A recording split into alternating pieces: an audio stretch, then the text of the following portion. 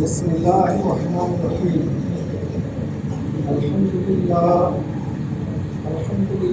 نحمده ونستعينه ونستغفره ونؤمن به ونتوكل عليه ونعوذ بالله من شرور انفسنا ومن سيئات اعمالنا من يهده الله فلا مضل له ومن يضلل فلا هادي له ونشهد ان لا اله الا الله وحده لا شريك له ونشهد ان محمدا عبده ورسوله اما بعد فان اصدق الحديث كتاب الله وخير الهدي هدي محمد صلى الله عليه وسلم وشر الامور محدثاتها وكل محدثة بدعة وكل بدعة ضلالة وكل ضلالة في النار.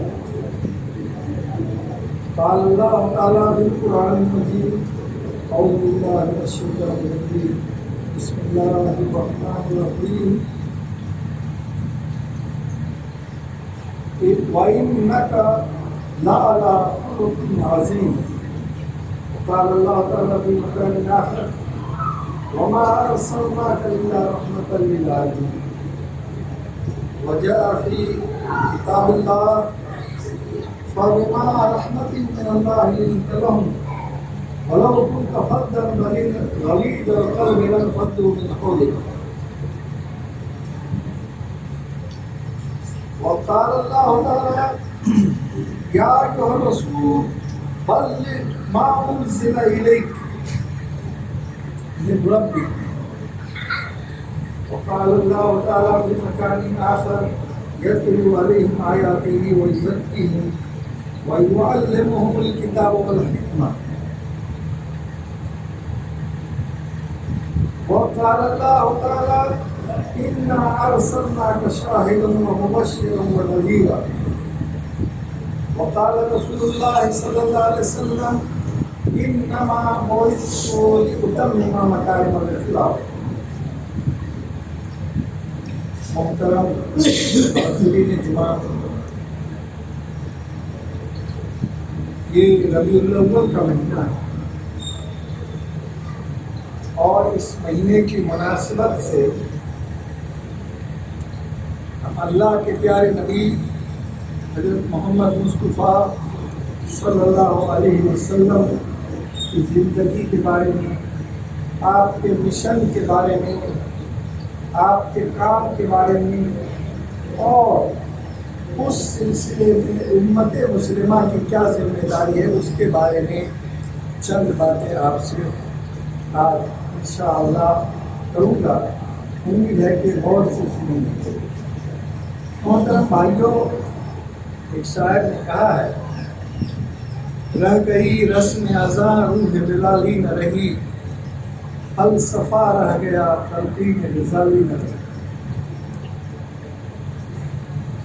یعنی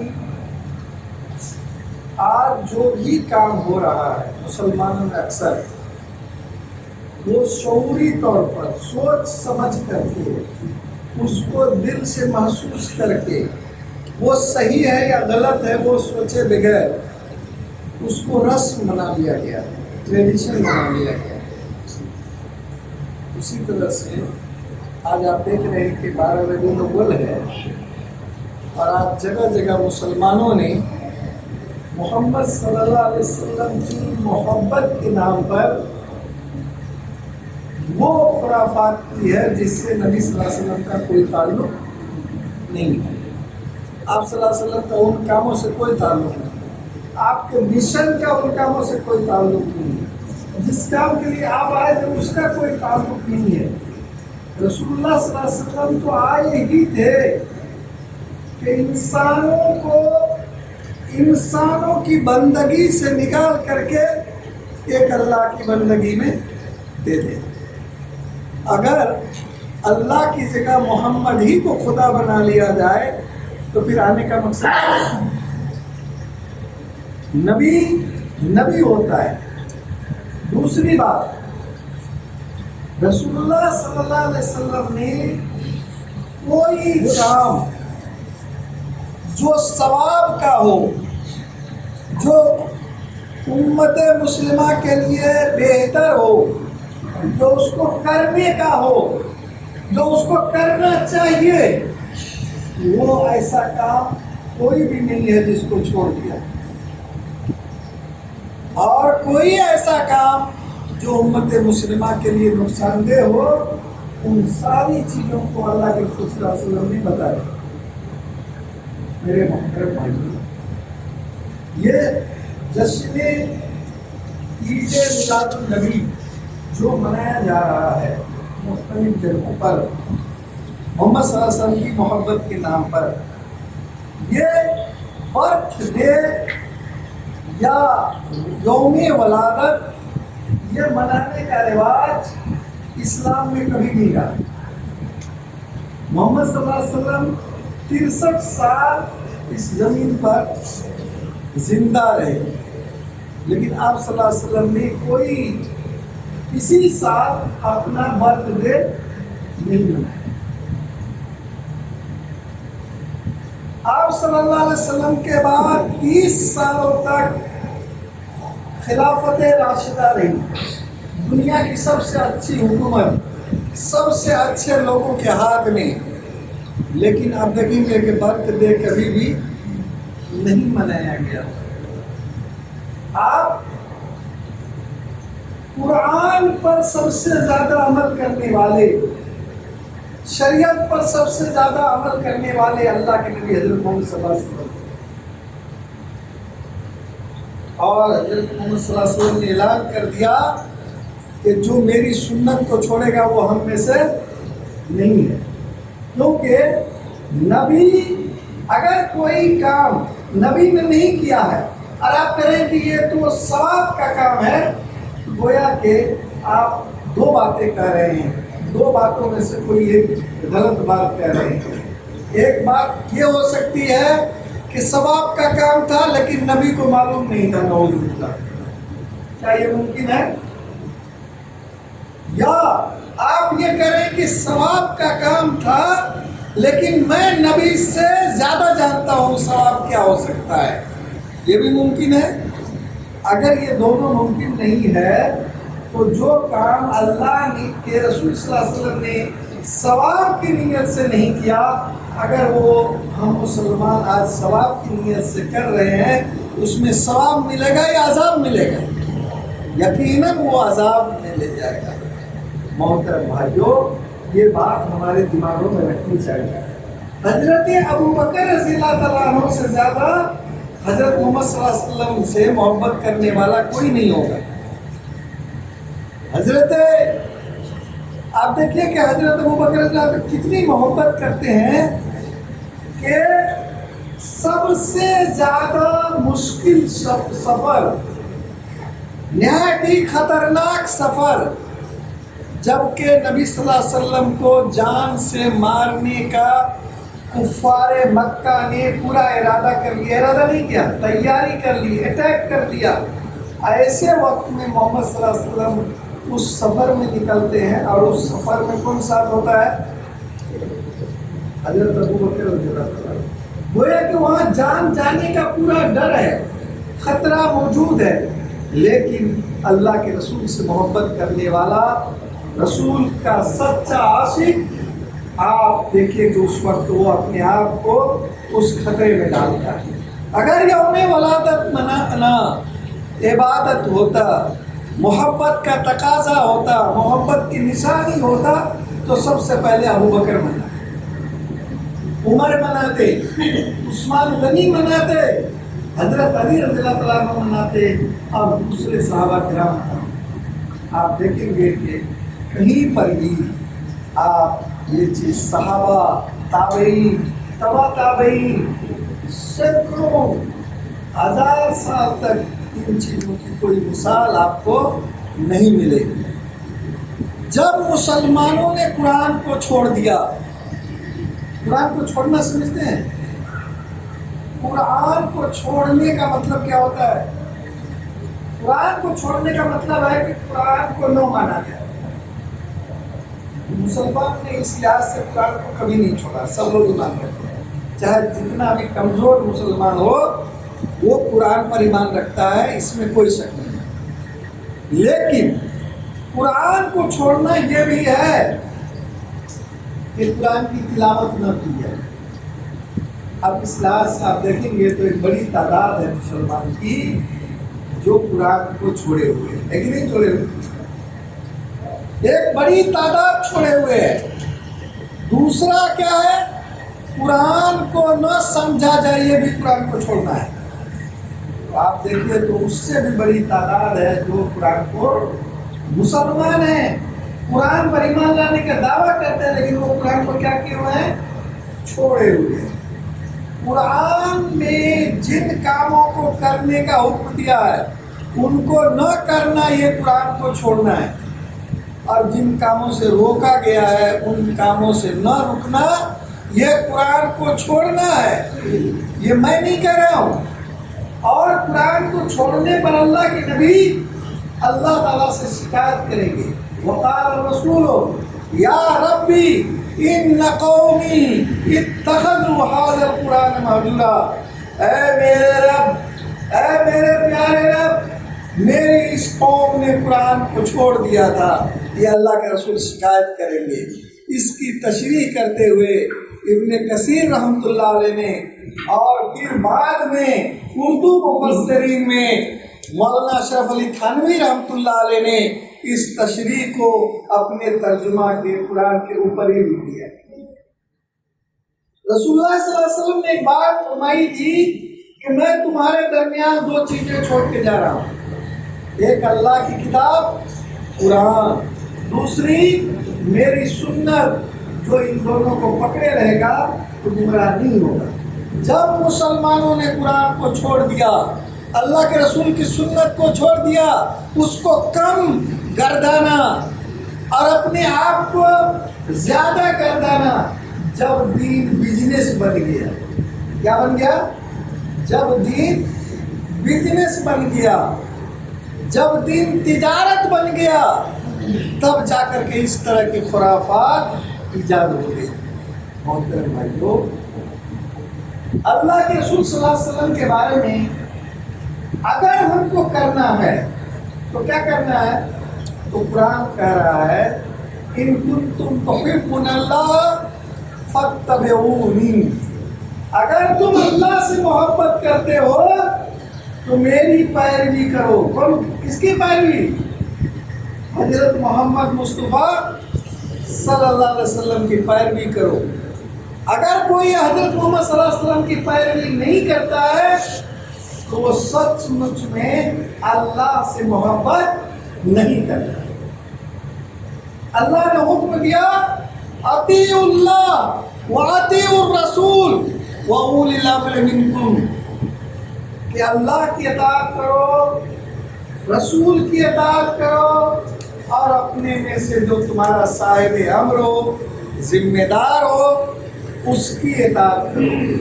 بس میرے گویا کہ رسول کی اطاعت کی جائے گی، رسول کی پیروی کی جائے گی۔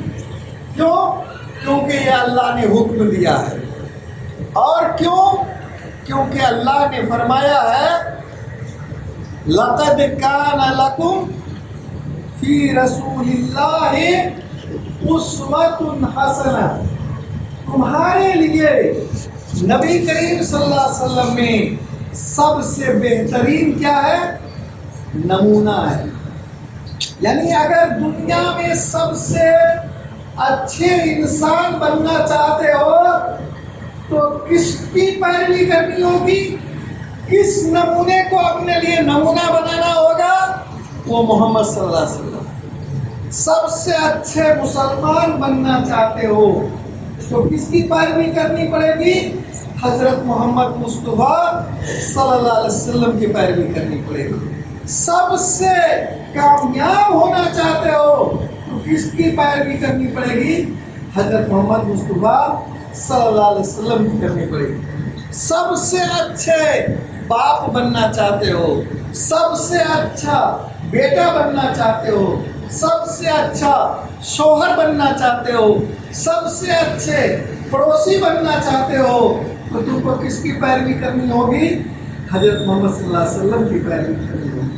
سب سے اچھے تاجر بننا چاہتے ہو، سب سے اچھے کھیتی کرنے والا بننا چاہتے ہو، کسان بننا چاہتے ہو، سب سے اچھے استاد بننا چاہتے ہو، کس کی پیروی کرنی پڑے گی؟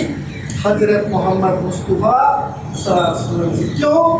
کیونکہ اس سے بہتر نمونہ کوئی نہیں. یہ کس نے کہا؟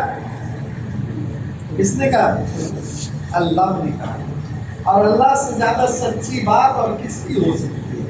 لہذا ہر مسلمان کو چاہیے ہر کام کرنے سے پہلے وہ دیکھے کہ اس نے رسول اللہ صلی اللہ علیہ وسلم نے کیسے کیا یہ کام. بس سمجھ نا، جس طرح کیا ہے اسی طرح کرنا. اللہ نے یہ نہیں کہا کہ سب سے کامل نمونہ ہے رسول اللہ صلی اللہ علیہ وسلم. کیا کہا؟ سب سے خوبصورت ہے، حسن ہے. حسن کے اندر کمال خود بخود شامل ہو جاتا ہے، یعنی مکمل بھی ہے اور وہ سب سے زیادہ کیا ہے؟ بہتر بھی ہے، مفید بھی ہے، ہم کو کمزوریوں سے بچانے والا بھی ہے. لہذا اللہ تعالیٰ نے قرآن میں اعلان کیا رسول اللہ صلی اللہ علیہ وسلم کے بارے میں. کیا اعلان کیا؟ قرآن میں اللہ تعالیٰ نے اعلان کیا وَإِنَّكَ لَعَلَىٰ خُلُقٍ عَظِيمٍ. یہ کون اعلان کر رہا ہے؟ اللہ تعالیٰ اعلان کر رہا ہے، قرآن مجید میں اعلان کر رہا ہے کہ اے رسول آپ سب سے زیادہ با اخلاق ہیں.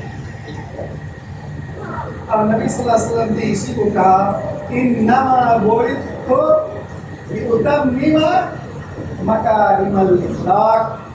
میں اس لیے آیا ہوں کہ مکارم اخلاق کو، سب سے اچھا اخلاق کو ہم تکمیل کر دیں.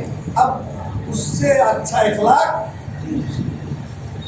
آپ دیکھیے، میں نے کہا تھا کہ سب سے اچھے استاد رسول اللہ صلی اللہ علیہ وسلم کی تربیت میں جو لوگ رہے، جن کو آپ نے تعلیم دی، آپ دیکھیں گے کہ کبھی ان کو برے القاب سے یاد کیا، جھڑکا نہیں، بلکہ اس کو کیسے سکھایا؟ بہت ہی حکمت کے ساتھ. جیسے حضرت معاذ رضی اللہ تعالیٰ عنہ آپ کے پیچھے بیٹھے ہوئے تھے، ہے کہ نہیں؟ نبی صلی اللہ علیہ وسلم نے کہا یا معاذ، ان کا لبیک صادق یا رسول اللہ. پھر کچھ دیر خاموش رہے، پھر کچھ دیر کے بعد کہا یا معاذ، پھر انہوں نے کہا لبیک صادق یا رسول اللہ. پھر کچھ دیر خاموش رہے اور اس کے بعد کہا یا معاذ، انہوں نے کہا لبیک صادق یا رسول اللہ. پھر اس کے بعد سوال کیا، کہا کیا میں وہ چیز بتاؤں جو تم کو دنیا اور مافیہ سے سب سے بہتر ہو؟ کہا اللہ کے رسول صلی اللہ علیہ وسلم بتائیے. یہ جو طریقہ تعلیم ہے، آج اس پر غور کر کے غیر مسلم لوگ ٹیچر کو کیسے پڑھانا چاہیے وہ لا رہے ہیں. اور ہمارے علماء کرام آج بھی ڈنڈا، لاٹھی، گالم گلوچ اس سے کام لے رہے ہیں، جس کا نبی صلی اللہ علیہ وسلم سے کوئی تعلق نہیں. اس میں کیسے پڑھانے سکھایا؟ اس میں پڑھانے کے لیے سکھایا ہے کہ پہلے اس کو اپنی طرف کیا کیجئے؟ متوجہ. ایک بار نہیں، کئی بار متوجہ کیجئے. پھر اس کے بعد سوال کیجئے. اس کے بعد کیا ہوگا؟ وہ بچہ کیا ہو جائے گا؟ سلامہ آپ کی طرف ایک دم ہماتن گوش، ایک دم سن رہا ہے. آپ ان کو چھوٹے چھوٹے جملوں میں ان کے معیار کے مطابق بات بتائیے. آپ دیکھیے تو بچہ پڑھنے میں آگے جائے گا کہ نہیں جائے گا؟ بہت ساری مثال ہے ٹیچر کی. ابھی موقع نہیں ہے کہ میں ان چیزوں کو یاد رکھوں، جب اساتذہ کے بیچ میں بات ہوگی تو انشاءاللہ.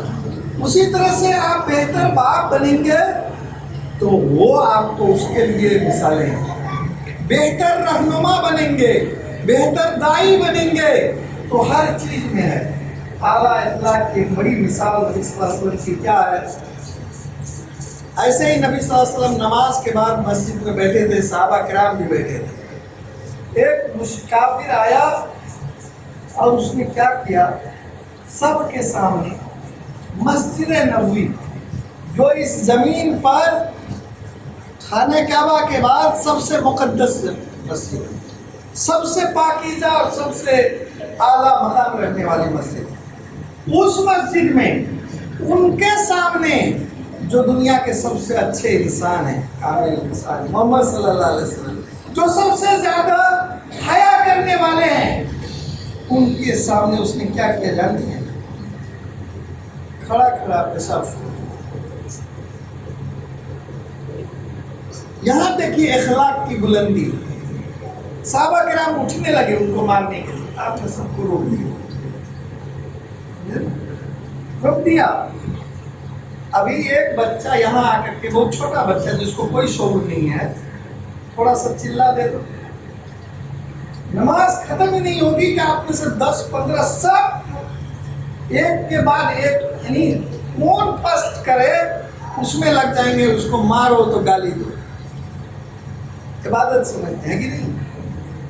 نبی صلی اللہ علیہ وسلم نے بچہ کو تو چھوڑ دیجیے، بچہ ایسے ہی خطبہ دے رہے تھے، نواسی آ گئی، جا کر کے اٹھا کر کے گود میں لیا، پھر ہے کہ نہیں؟ تو اس کے چلانے سے آپ کی نماز نہیں خراب ہے، وہ تو بچہ ہے، بچہ ہی کا کام کرے گا۔ تو ان کو بعد میں ان کے باپ ماں گھر میں جا کر کے اگر اس کو سکھاتے ہیں، جو سکھانے کا طریقہ میں ابھی بتا رہا ہوں، تو وہ اگلی بار آ کر کے اتنی بدماشی نہیں کرے گا، پھر بھی اس کی عمر ہے، اور تیسری چوتھی بار آئے گا تو بڑے ادب سے، اور جب آپ کی عمر میں پہنچے گا تو یہاں آئے گا تو تلاوت کرے گا، نفل پڑھے گا، ذکر کرے گا، تو اس کو وہ نہیں سمجھے گا کہ مسجد تو بڑے بہت ہی سخت قسم کے لوگ، اچھے لوگوں کی جگہ نہیں ہے، جاؤ گے تو مار کھاؤ گے اور گالی سنو گے، اس کو یہ نہیں سمجھ میں آئے، وہ کہے گا کہ بڑے اچھے لوگ ہیں، وہاں جاتے ہیں تو بڑی پیار سے پیش آتے ہیں۔ بات سمجھ رہے ہیں؟ میں نے بیچ میں یہ بات کہی، اخلاق کو کبھی بھی آپ اپنے ہاتھ سے نہیں جانے دیں، کبھی بھی بد اخلاقی سے کوئی اچھا کام نہیں ہو سکتا۔ بتائیے وہ آدمی جو پیشاب کر رہا تھا، اس سے برا کام ہو سکتا ہے؟ بس کیا نبی صلی اللہ علیہ وسلم نے روک دیا، نبی صلی اللہ علیہ وسلم نے روک دیا۔ جب وہ پیشاب سے فارغ ہو گیا تو پانی منگوایا اور اپنے ہاتھ سے اس پیشاب کو کیا کیا، دھو دیا، اور دھونے کے بعد بڑے پریم سے، بڑے پیار سے کہا، بابو آپ نے مسجد میں آ کر کے پیشاب کیا، یہ مسجد اللہ کا گھر ہے، ہم اس کو پاک صاف رکھتے ہیں، یہاں پر سجدہ کرتے ہیں، ہم اپنی پیشانی رکھتے ہیں، اور آپ نے اس جگہ آ کر پیشاب کیا، یہ تو بڑی اچھے لوگوں کا کام نہیں ہے، آپ کو اچھے لگتے ہیں۔ جانتے تقاضے اس کا ریئیکشن کیا ہوا؟ اس نے کہا اتنے اعلیٰ اخلاق کا آدمی جھوٹا نہیں ہو سکتا، یہ سچ میں اللہ کا نبی اور رسول ہے، اور وہ فوراً اپنی غلطی پر توبہ بھی کیا اور اسلام بھی قبول کر لیا۔ ایک اخلاق سمجھیں، اعلیٰ اخلاق، بہترین اخلاق، بڑی مثالیں ہیں۔ ایک بار ایک نوجوان آیا، ہم لوگ تربیت نہیں کرنا جانتے، ایک نوجوان آیا اور جانتے ہیں اس نے کیا کہا؟ اے اللہ کے رسول صلی اللہ علیہ وسلم، میں اسلام قبول کرنا چاہتا ہوں، لیکن میں ایک چیز کی اجازت چاہتا ہوں، میری ایک شرط۔ صحابہ کرام کو غصہ آ رہا تھا، اسلام بھی قبول کرو اور شرط بھی کیسے، اور شرط بھی ایسی رکھی کہ آپ سنیں گے تو آپ کو بھی تکلیف ہوگی، ایسی گندی شرط۔ کیا کہا؟ مجھے زنا کرنے کی اجازت دی۔ اچھا لگا آپ کو؟ کسی مسلمان کو اچھا نہیں لگا، اور صحابہ کرام کی تو بات کیا، رسول اللہ صلی اللہ علیہ وسلم کو اچھا لگا ہو، سب سے زیادہ دل دکھا، دماغ پہ اٹیک ہوا، لیکن اس آدمی کا اخلاق دیکھ کے انہوں نے اس کو بیٹھایا، اور ویسے نہیں بیٹھایا، کہا بابو ادھر آؤ، اور ایک دم اپنے سے سٹا لیا، جیسے کہتے ہیں دھونا سے دھونا ملا لیا۔ اس کے بعد یہ ہاتھ جو ہے اس کے سینے پر رکھا، اور اس کے بعد سوال کیا کہ بابو اگر یہی کام کوئی تمہاری ماں کے ساتھ کرے تو؟ ایک دم غصے میں آ گیا، اس کو تو ہم قتل کر دیں گے، اور یہ کریں گے، کیا تمہاری بیوی کے ساتھ، اسی طرح سے بہن کے ساتھ، بیٹی کے ساتھ؟ کہا تم جس عورت سے یہ غلط ارادہ رکھتے ہو وہ کسی کی ماں ہو سکتی ہے، کسی کی بہن ہو سکتی ہے، کسی کی بیٹی ہو سکتی ہے، اب بتاؤ تو اس کو کتنی تکلیف ہوگی، اور اس سے سماج میں کتنا بگاڑ آئے گا۔ اتنا کہنا تھا تو اس نے رونے لگا اور توبہ کیا، اور کہا کہ آج سے میں کسی عورت کی طرف غلط نگاہ نہیں ڈالوں گا، اور ایمان لے آئے۔ تو یہ ہے رسول اللہ صلی اللہ علیہ وسلم کا اعلیٰ اخلاق جو ہمارے اندر پیدا ہونا چاہیے۔ اور بھی بہت ساری باتیں ہیں، چونکہ جمعہ کا وقت مختصر ہوتا ہے، میں اپنی باتیں اس پہ ختم کرتا ہوں۔